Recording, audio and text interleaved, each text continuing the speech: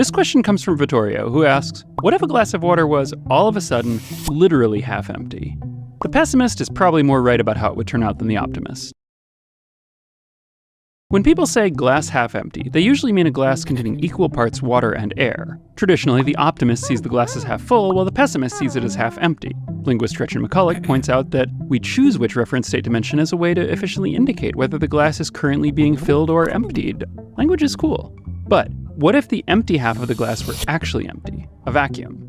The vacuum would definitely not last long, but exactly what happens depends on a key question that nobody usually bothers to ask.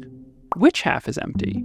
For our scenario, we'll imagine 3 different half-empty glasses: the traditional air-water glass, a vacuum on top glass, and a vacuum on bottom glass. We'll imagine the vacuums appear at time t = 0. For the first handful of microseconds, nothing happens. On this timescale, even the air molecules are nearly stationary. For the most part, air molecules jiggle around at speeds of a few hundred meters per second, but at any given time, some of them happen to be moving faster than others. The fastest few are moving at over 1,000 meters per second. These are the first few to drift into the vacuum in the glass on the left.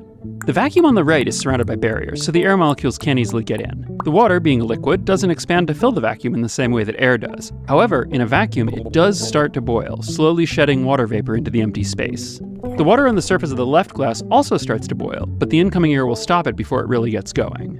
After a few hundred microseconds, the air rushing into the glass on the left fills the vacuum completely and rams into the surface of the water, sending a pressure wave through the liquid. The sides of the glass bulge slightly, but they contain the pressure and don't break. A shock wave reverberates through the water and back into the air, joining the turbulence already there. The shock wave from the vacuum collapse takes around a millisecond to spread out through the other 2 glasses, which both flex slightly as the wave passes through them. In a few more milliseconds, the shock wave reaches the human's ears as a loud bang. Around this time, the glass on the right starts to visibly lift into the air. The air pressure around the glass is trying to squeeze the glass and water together. This effect is easy to imagine with a wine glass. Air pressure at sea level is around 15 pounds per square inch, so in a typical glass, the water's surface and the glass below it are being pushed down with a force of almost exactly 100 pounds. Normally, this force is opposed by the air pushing up on the bottom of the glass. But in the glass on the right, air pressure pushes the glass up from below unopposed with 100 pounds of force, while simultaneously pushing the water down from above. This is the force we think of as suction. The vacuum on the left didn't last long enough for the suction to noticeably lift the glass. But since air can't get into the vacuum on the right, the glass and the water begin to slide toward each other.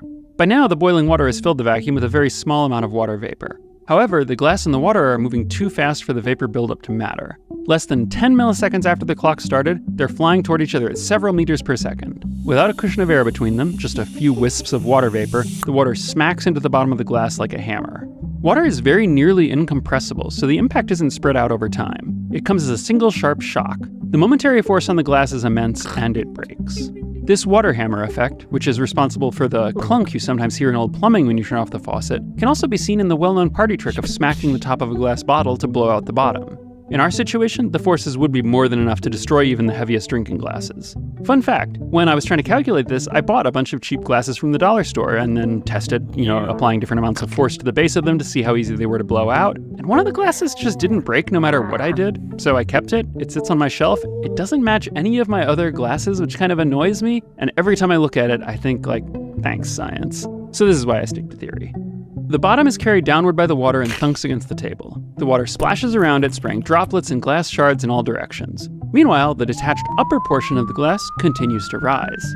After half a second, the observers, hearing a pop, have begun to flinch. Their heads might lift involuntarily to follow the rising movement of the glass. The glass has just enough speed to bang into the ceiling, breaking into fragments, which then return to the table.